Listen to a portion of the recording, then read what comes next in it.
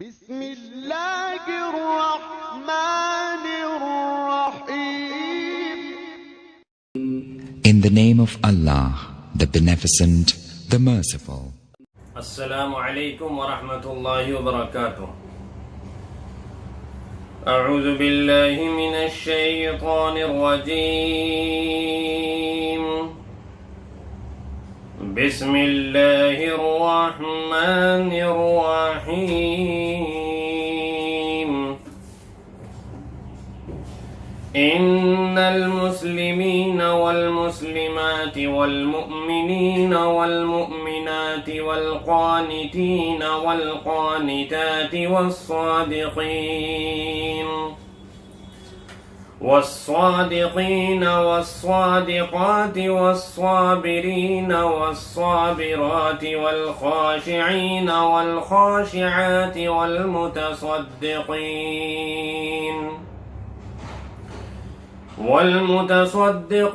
والمتصدقات والصائمین والصائمات والحافظین فروجهم والحافظات والذاکرین اللہ کثیرا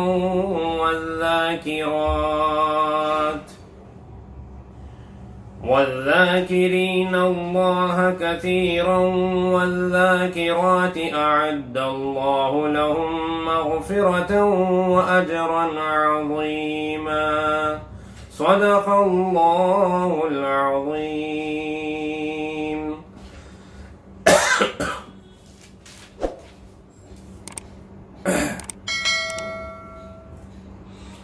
اللہ تبارک و تعالی نے پورے قرآن کریم کے اندر جہاں بھی کہیں کوئی حکم دیا اپنے بندوں کو تو وہاں مردوں کو مخاطب فرمایا اور عورتیں اس کے ضمن میں خود بخود شامل سمجھی گئی. یعنی اللہ تبارک و تعالی نے خواتین کا علیحدہ سے ذکر نہیں کیا عام طور پر، اور اس میں اللہ کی بہت بڑی حکمت اور مصلحت ہے کہ عورت مکمل پردہ ہے. اس لیے اللہ تبارک و تعالی نے پورے قرآن کریم کے اندر کہیں کسی عورت کا نام نہیں لیا سوائے حضرت مریم علیہ السلام کے. حضرت مریم علیہ السلام ان کا نام بھی اس لیے لیا گیا کیونکہ عیسیٰ علیہ السلام کی نسبت جو لوگوں نے اللہ کی طرف کر دی اور لوگ اللہ کا بیٹا کہنے لگے، تو عیسیٰ علیہ السلام کے کوئی والد تو نہیں ہے، صرف والدہ ہیں. تو یہ بات کلیئر کرنے کے لیے اور اس کو واضح کرنے کے لیے کہ عیسیٰ ابن مریم ہیں، یہ مریم کے بیٹے ہیں، یہ اللہ کے بیٹے نہیں ہیں، اس بات کو کلیئر کرنے کے لیے اللہ پاک نے مریم علیہ السلام کا نام لیا ہے. مریم علیہ السلام کے علاوہ کسی بھی خاتون کا، کسی بھی لیڈیز کا نام قرآن کریم کے اندر نہیں لیا گیا. اس میں عورتوں کا اعزاز ہے، اس میں عورتوں کا اکرام ہے، ان کا احترام ہے کہ ان کا وضاحت کے ساتھ نام لے کر ذکر نہیں کیا گیا کہ غیر مردوں کی زبان پر بار بار نام آئے. اسی لیے اللہ پاک نے اس کو پسند نہیں کیا. تو علماء کرام نے اس کی حکمت اور مصلحت بیان فرمائی. لیکن خواتین کے اندر یہ خیال پیدا ہوا کہ قرآن کریم کے اندر اللہ پاک نے اچھائیوں کے ساتھ مردوں کا تو بہت جگہ پر ذکر کیا، لیکن عورتوں کا نہیں کیا گیا، عورتوں کا ذکر نہیں کیا گیا. بہرحال اس میں بہت ساری روایات ہیں، مختلف روایات ہیں. ازواج مطہرات نے آپ صلی اللہ علیہ وسلم کے سامنے اس بات کو عرض کیا کہ یا رسول اللہ صلی اللہ علیہ وسلم، خواتین کا ذکر قرآن کریم کے اندر اچھائی کے ساتھ نہیں کیا گیا، تو کیا اس کا مطلب عورتوں میں کوئی اچھائی نہیں ہے؟ عورتیں تو بڑی نامراد ہو گئی. حضرت اسماء بنت عمیس نے اسی طرح کی درخواست پیش کی، ام عمارہ نے اسی طرح کی درخواست پیش کی، ام سلمہ بنت امیہ اور اسماء آسیہ بنت کعب انصاریہ، انہوں نے بھی درخواست کی. مختلف عورتوں نے آپ صلی اللہ علیہ وسلم سے یہ درخواست کی اور یہ کہا کہ یا رسول اللہ صلی اللہ علیہ وسلم قرآن کریم کے اندر خواتین کا ذکر کیوں نہیں آیا؟ تو عورتوں کی تشویش دور کرنے کے لیے اور ان کی دلجوئی کے لیے اللہ تبارک و تعالی نے یہ آیت کریمہ ایسی نازل فرمائی جس میں مردوں کے ساتھ اللہ نے عورتوں کا بھی ذکر فرمایا۔ چنانچہ اللہ فرماتے ہیں کہ ان المسلمین والمسلمات، بلا شبہ مسلمان مرد اور مسلمان عورتیں۔ اب آپ یہ دیکھیے کہ قرآن کریم کے اندر آپ نے سنا ہوگا بارہا سنا ہوگا کہ یا ایھا الذین آمنو، یا ایھا الذین آمنو، اے ایمان والو، اے ایمان والو۔ تو ایمان والوں میں ایمان والیاں بھی مراد ہیں، وہ بھی اس کے اندر شامل ہیں، لیکن یہاں چونکہ خواتین کا دل بھی رکھنا تھا اور یہ بھی بتانا مقصد تھا کہ آخرت میں اللہ تبارک و تعالیٰ کے یہاں اصل جو چیز ہے وہ اعمال ہیں، اعمال پر سارا دار و مدار ہے۔ جس کا عمل اچھا ہوگا وہ کامیاب ہے، چاہے مرد ہو یا عورت ہو۔ وہاں اللہ تبارک و تعالیٰ کے یہاں حسب، نسب یا جنس کہ بھئی مردوں کی ہی زیادہ مقبولیت ہے، عورتوں کی مقبولیت نہیں ہے، ایسا اللہ کے یہاں نہیں ہے۔ اللہ کے یہاں تو جس کے اعمال جتنے زیادہ اچھے ہیں اس کا مقام اور مرتبہ اتنا ہی بلند ہے، چاہے وہ کوئی عورت ہی کیوں نہ ہو۔ آپ نے سنا ہوگا کہ جس طرح ولی کامل حضرت حسن بصری رحمت اللہ علیہ جیسی شخصیت گزری ہے اس دنیا میں، وہیں پر خواتین میں بھی بہت ساری ولیاں گزری ہیں، جیسے رابعہ بصریہ رضی اللہ عنہا، یہ بہت بڑی اللہ والی تھی، بڑی ولیہ تھی، تو ان کا بھی بڑا اونچا مقام اللہ تبارک و تعالیٰ کے یہاں تھا۔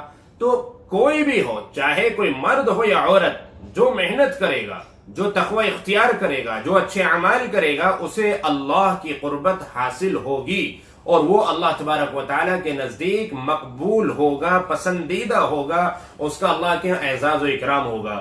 تو یہ بات اللہ تبارک و تعالیٰ اس آیت کریمہ کے اندر واضح طور پر فرما رہے ہیں کہ مسلمان مرد، مسلمان یعنی کہ اپنا سب کچھ اللہ کے حوالے کرنے والا، سب کچھ اللہ تبارک و تعالیٰ کے سپرد کرنے والا، اللہ کی مرضی کے مطابق چلنے والا، اللہ کی رضا میں اپنے کو فنا کر دینے والا، چاہے وہ مرد ہو یا مسلمات عورت۔ اسی طرح والمؤمنین والمؤمنات، ایمان والے مرد اور ایمان والی عورتیں، چونکہ ایمان کا تعلق دل سے ہوتا ہے اور اسلام کا تعلق اعضاء سے ہوتا ہے، ہاتھ پیروں سے ہوتا ہے۔ مسلمان کا مطلب ہے جو اسلام کے ظاہری احکامات پر عمل کرتا ہے، نماز پڑھتا ہے اور دوسرے احکامات ہیں، وہ تو مسلمان ہے۔ اور مومن وہ ہے کہ جس کا عقیدہ بھی صحیح ہے، یعنی ایک اللہ پر ایمان لاتا ہے، اللہ کے نبی صلی اللہ علیہ وسلم کو آخری نبی تسلیم کرتا ہے، اللہ کی کتابوں پر ایمان لاتا ہے، اس کے فرشتوں پر ایمان لاتا ہے، اچھی بری تقدیر اللہ کی طرف سے اس پر ایمان لاتا ہے، قیامت کے دن دوبارہ زندہ ہونا ہے اس پر ایمان لاتا ہے۔ تو یہ ہے ایمان۔ آپ نے بچپن میں بچوں کو پڑھایا جاتا ہے ایمان مفصل اور ایمان مجمل، تو یہ ایمان کی ڈیفینیشن ہے، اور ان سب چیزوں کا تعلق دل سے ہے، یہ دکھتی نہیں ہے، ایمان دکھتا نہیں ہے، ایمان نظر نہیں آتا ہے، اسلام نظر آتا ہے۔ چونکہ اسلام ظاہری احکامات پر عمل کرنے کا نام ہے، تو اللہ فرماتے ہیں کہ مسلمان مرد اور مسلمان عورتیں، مومن مرد اور مومنہ عورتیں، والقانتین والقانتات، قنوت کہتے ہیں اللہ کی مکمل اطاعت کرنے کو۔ تو جو اللہ کی بندگی، اللہ کی مکمل اطاعت کرنے والے مرد ہیں، والقانتات، اور اللہ کی اطاعت اور اللہ کی مکمل بندگی کرنے والی عورتیں، خواتین۔ ایسے اللہ فرما رہے والصادقین والصادقات، سچ بولنے والے مرد اور سچ بولنے والی عورتیں۔ دیکھیے، اگر کوئی بھی سچ بولے گا تو اس کو وہ لقب ملے گا۔ حضرت ابو بکر صدیق رضی اللہ عنہ مرد ہیں، لیکن ان کی صداقت اور ان کی آپ صلی اللہ علیہ وسلم کی ہر بات پر تصدیق کرنے کی وجہ سے صدیق کا لقب ملا۔ حضرت ابو بکر صدیق رضی اللہ عنہ کہتے ہیں، ایسے ہی خواتین میں حضرت عائشہ رضی اللہ عنہا کو بھی یہی لقب ملا، صدیقہ، عائشہ صدیقہ۔ تو جیسے صدیق ہوتے ہیں تو وہی صدیقہ بھی ہوتی ہیں۔ تو سچ بولنے والے مرد اور سچ بولنے والی عورتیں، ایسے ہی صابرین والصابرات، صبر کرنے والے مرد اور صبر کرنے والی عورتیں۔ اب یہ صبر، جیسے کہ آپ کو معلوم ہے کہ کئی طرح کا صبر ہوتا ہے۔ ایک مصیبتوں پر صبر ہوتا ہے، اور عام طور سے ہم اسی کو صبر سمجھتے ہیں کہ پریشانیاں، حالات، تکلیفیں، بیماریاں جو بھی اللہ تبارک و تعالیٰ کی طرف سے آ رہی ہیں تو ان پر صبر کرنا، اور یہ اللہ تبارک و تعالیٰ کی بہت بڑی نعمت ہے۔ انسان اگر صبر کرنے والا ہے تو اللہ کے یہاں اس کا بہت بڑا مقام ہے، لیکن اس نعمت کو مانگنا نہیں چاہیے۔ اللہ کے نبی صلی اللہ علیہ وسلم نے ارشاد فرمایا کہ صبر کو مانگا نہ جائے۔ اگر اللہ کی طرف سے حالات پیدا ہو جائے تو پھر صبر کیا جائے، لیکن پہلے سے اللہ سے اس طرح کی دعا نہ مانگی جائے کہ اللہ پاک صبر کی توفیق عطا فرمائے ہمیں، اللہ پاک ہمیں صبر کی دولت سے مالا مال فرمائے۔ اس طرح کی دعا نہیں مانگنی چاہیے، اس لیے کہ اگر ہم اس طرح کی دعا مانگ رہے ہیں تو گویا کہ ہم اللہ سے مصیبتیں مانگ رہے ہیں، کیونکہ پہلے جب مصیبتیں آئیں گی، پریشانیاں آئیں گی، تکلیفیں آئیں گی، تبھی تو پھر صبر بھی ہوگا۔ اس لیے اللہ کے نبی صلی اللہ علیہ وسلم نے ارشاد فرمایا کہ اللہ سے ہمیشہ عافیت مانگو، سکون مانگو، اللہ پاک عافیت والی اور سکون والی زندگی عطا فرمائے، پریشانیوں سے خالی ہو، جس میں تکلیفیں نہ ہو، اللہ پاک ایسی زندگی عطا فرمائے۔ لیکن اگر آ جائے اللہ کی طرف سے تو پھر اس پر صبر کیا جائے۔ تو صبر ایک مصیبتوں پر ہوتا ہے، ایک صبر ہوتا ہے گناہوں پر۔ گناہ کرنے کو جی چاہ رہا ہے لیکن وہاں پر اپنے نفس پہ کنٹرول کر لیا، اس گناہ کو نہیں کیا۔ جی چاہ رہا تھا کہ میں فلاں گناہ کروں، جیسے کچھ لوگ ہوتے ہیں نا، سٹا کھیلنے کو جی چاہ رہا ہے لیکن وہ اپنے آپ پہ کنٹرول کر لیا کہ میں نہیں کھیلوں گا، تو اس نے صبر کیا۔ ایسے ہی کسی کا شراب پینے کو جی چاہ رہا ہے لیکن اس نے کنٹرول کر لیا کہ نہیں پیوں گا۔ کسی کا جھوٹ بولنے کو جی چاہ رہا ہے، اس نے کنٹرول کیا اور اس نے یہ طے کیا کہ میں جھوٹ نہیں بولوں گا، حالانکہ اس وقت کا ماحول ایسا بنا ہوا تھا اور طبیعت کا تقاضا بھی یہ تھا کہ میں جھوٹ بولوں اور جھوٹ بول کے میں نجات حاصل کر لوں، بچ جاؤں، اپنے آپ کو بچا لوں۔ لیکن وہاں اللہ کا ڈر غالب آ گیا اور اس نے جھوٹ نہیں بولا۔ تو یہ بھی صبر ہے، گناہ کرنے کو جی چاہ رہا ہے لیکن بندہ گناہ نہیں کر رہا ہے۔ ایسے ہی اطاعت پر صبر، اللہ کی عبادت پر صبر۔ عبادت انسان کر رہا ہے لیکن جلدی فارغ ہونے کو جی چاہ رہا ہے، بس جی چاہتا ہے کہ میں نے 2 رکعت جلدی سے میں 2 منٹ کے اندر پڑھ کے فارغ ہو جاؤں، لیکن یہ کنٹرول کرتا ہے اور اس عبادت میں اور زیادہ وقت لگاتا ہے۔ جی چاہتا ہے کہ میں فجر کی نماز کے لیے نہ جاؤں لیکن کنٹرول کرتا ہے اور فجر کی نماز کے لیے اٹھتا ہے، فجر کی نماز پڑھتا ہے۔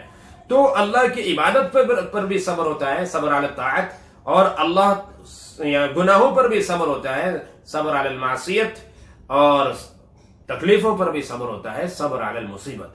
یہ تینوں طرح کا صبر اس کے اندر شامل ہے۔ اب چاہے کوئی مرد کرے یہ صبر، چاہے عورتیں خواتین کریں، دونوں کا ذکر اللہ پاک یہاں فرما رہے ہیں کہ صبر کرنے والے مرد اور صبر کرنے والی عورتیں۔ والخاشعین والخاشعات، خشوع اور خضوع اختیار کرنے والے، عاجزی اختیار کرنے والے مرد اور عاجزی اختیار کرنے والی عورتیں، یعنی تکبر نہیں، اپنے اندر کوئی بڑائی، کوئی گھمنڈ نہیں، کچھ نہیں، بلکہ وہ عاجزی اختیار کرتے ہیں، دوسروں کو اپنے سے کم نہیں سمجھتے، حقیر نہیں سمجھتے، گھٹیا نہیں سمجھتے۔ یہ ہے عاجزی کا کرنا، عاجزی کرنا۔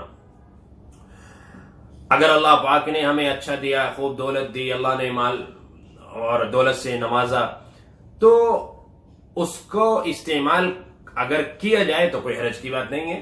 صحابہ کرام نے یہ سوال کیا کہ یا رسول اللہ صلی اللہ علیہ وسلم، اگر ہم اچھا کھائیں، اچھا پئیں، اچھا پہنیں تو کیا یہ بھی تکبر میں شامل ہے؟ آپ نے فرمایا کہ نہیں، یہ تکبر میں شامل نہیں ہے، بلکہ تکبر اسے کہتے ہیں کہ تم اچھا کھاؤ، اچھا پیو، اچھا پہنو اور پھر دوسروں سے اپنے کو اچھا سمجھنے لگو، دوسروں کو گھٹیا سمجھنے لگو، اپنے سے کم درجے کا سمجھنے لگو، اس کا نام تکبر ہے۔ یہ نہیں ہونا چاہیے، اور یہ عام طور سے پیدا ہو جاتا ہے انسان کے اندر، کبھی دولت کی وجہ سے، کبھی کسی علم اور ہنر کی وجہ سے، کبھی عقل اور سمجھ کی وجہ سے، کبھی خوبصورتی کی وجہ سے، اور کبھی کسی عہدے اور منصب کی وجہ سے، شہرت کی وجہ سے، عزت کی وجہ سے، بہت ساری وجوہات ہوتی ہیں۔ تو اس پر کنٹرول کرنا یہ اصل ہے۔ اللہ کے نبی صلی اللہ علیہ وسلم نے ارشاد فرمایا کہ اگر کسی کے اندر مکھی کے سر کے برابر بھی تکبر ہوگا تو وہ جنت میں نہیں جائے گا۔ یا غالباً چونٹی کا ذکر ہے کہ چونٹی کے سر کے برابر بھی اگر یعنی اتنا بھی اگر تکبر ہوگا تو وہ جنت میں نہیں جا سکے گا. تو یہ چیز ہے یہ وہ گندگی ہے جس سے ہمیں اپنے آپ کو پاک و صاف کرنا ہے, پاک و صاف رکھنا ہے.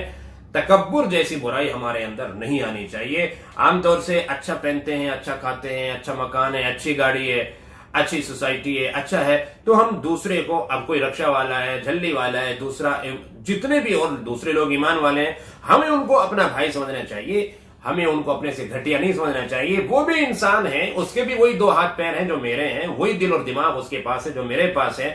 اگر میرے پاس 2 نعمتیں زیادہ ہیں تو اس میں میرا کوئی کمال نہیں, میرے رب کا فضل ہے. اور اس کے پاس اگر نہیں ہے تو اس کا کوئی قصور نہیں, کوئی غلطی نہیں ہے. اس میں بھی اللہ کی حکمت اور مصلحت ہے کہ اللہ تبارک و تعالیٰ نے اسے تھوڑا سا کم دیا ہے. تو بہرحال یہ عاجزی. اسی طرح اللہ فرماتے ہیں والمتصدقین والمتصدقات, خیرات صدقہ خیرات کرنے والے مرد اور صدقہ خیرات کرنے والی عورتیں. زکوٰۃ کے علاوہ نفلی صدقہ خیرات بھی کرنا چاہیے, کیونکہ کل قیامت کے دن جب فرضوں میں کمی ہوئے گی تو نفلوں سے پوری کی جائے گی. فرض نماز میں کمی ہوگی تو نفل نماز سے پوری کی جائے گی. فرض روزوں میں کمی ہوگی تو نفل روزوں سے کمی پوری کی جائے گی. اور زکوٰۃ میں کمی ہوگی تو نفلی صدقات اور خیرات سے کمی پوری کی جائے گی. اور حج میں اگر کوئی کمی ہوگی تو نفلی حج اور عمرے کے ہوں گے, ان سے کمی پوری کی جائے گی. تو اس لیے اللہ فرماتے ہیں کہ صدقہ خیرات کرنے والے مرد اور صدقہ خیرات کرنے والی عورتیں, والصائمین والصائمات, روزہ رکھنے والے مرد اور روزہ رکھنے والی عورتیں, والحافظین فروجہم والحافظات, اپنی شرمگاہوں کی حفاظت کرنے والے مرد اور عورتیں.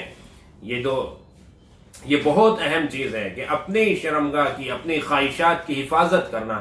جائز جگہ پر صرف اس کا استعمال ہو, ناجائز جگہ پر استعمال نہ ہو, ہرگز نہ ہو. یہ وہ چیز ہے کہ جو انسان کو جہنم کے اندر دھکیل دینے والی چیز ہے. اسی لیے اللہ کے نبی صلی اللہ علیہ وسلم نے ارشاد فرمایا کہ تم 2 چیزوں کی ذمہ داری گارنٹی مجھے دے دو تو میں تمہیں جنت کی گارنٹی دیتا ہوں. وہ 2 چیزوں کی کیا کہ دونوں جبڑوں کے درمیان زبان, اس کی تم مجھے گارنٹی دے دو, اس کا صحیح استعمال ہوگا, غلط استعمال نہیں ہوگا. ایسی دونوں رانوں کے درمیان شرمگاہ کہ اس کی تم مجھے گارنٹی دو کہ اس کا صحیح استعمال ہوگا, غلط استعمال نہیں ہوگا, تو میں تمہیں جنت کی ضمانت دیتا ہوں. سبحان اللہ. ان 2 چیزوں کے صحیح استعمال پر اللہ کے نبی صلی اللہ علیہ وسلم جنت کی ضمانت لے رہے ہیں. تو یہاں اللہ پاک نے اسی خوبی کا ذکر فرمایا کہ اپنی شرمگاہوں کی حفاظت کرنے والے مرد اور اپنی شرمگاہوں کی حفاظت کرنے والی عورتیں. اور اخیر میں اللہ فرماتے ہیں کہ وَالذَّاكِرِينَ اللَّهَ كَثِيرًا وَالذَّاكِرَاتِ, اللہ کا بہت زیادہ ذکر کرنے والے مرد اور بہت زیادہ ذکر کرنے والی عورتیں. غور کرنے کی بات یہ ہے کہ لفظ کثیر کسی اور عبادت کے ساتھ, کسی اور صفت کے ساتھ اللہ نے یہاں پر استعمال نہیں کیا. یہ نہیں کہا کہ بہت زیادہ روزے رکھنے والے, بہت زیادہ خشوع عاجزی اختیار کرنے والے, بہت زیادہ صدقہ خیرات کرنے والے, نہیں, صرف ذکر کے ساتھ اللہ نے اس کا استعمال کیا. اس لیے کہ تمام عبادات کی روح اور اصل اور تمام عبادات کی جان اگر ہے تو وہ اللہ کا ذکر ہے. جیسے کہ ایک حدیث میں ہے, اللہ کے نبی صلی اللہ علیہ وسلم سے پوچھا گیا کہ کون سا جہاد سب سے افضل ہے, یعنی اللہ کے دین کی خاطر جد و جہد اور محنت کرنا کون سا سب سے افضل ہے. آپ نے فرمایا کہ جس میں اللہ کا ذکر سب سے زیادہ ہو.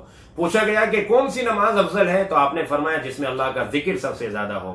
کون سا روزہ افضل ہے, جس میں اللہ کا ذکر سب سے زیادہ ہو. کون سا حج افضل ہے, فرمایا جس میں اللہ کا ذکر سب سے زیادہ ہو. تو بھئی اللہ کا ذکر تو یہ تو اصل جان ہے, اصل روح ہے. تو اللہ تبارک و تعالیٰ نے اس لیے یہاں لفظ کثیر کا ذکر فرمایا. اور پھر دوسری جو عبادات ہیں ان کے لیے شرائط ہے. نماز کے لیے وقت کی شرط ہے, طہارت کی شرط ہے, وضو اور پاکی کی شرط ہے وغیرہ. روزے کے لیے بھی شرط ہے, اور حج کے لیے بھی شرط ہے, زکوٰۃ کے لیے بھی شرط ہے. ذکر کے لیے کوئی شرط نہیں ہے. ذکر ہر وقت, ہر آن, ہر لمحہ, ہر حال میں کیا جا سکتا ہے, ناپاکی کی حالت میں بھی کیا جا سکتا ہے. تو اس لیے اللہ تبارک و تعالیٰ نے یہاں لفظ کثیر کا ذکر فرمایا کہ یہ بڑی آسان سی عبادت ہے اور اس کا اجر بہت زیادہ ہے.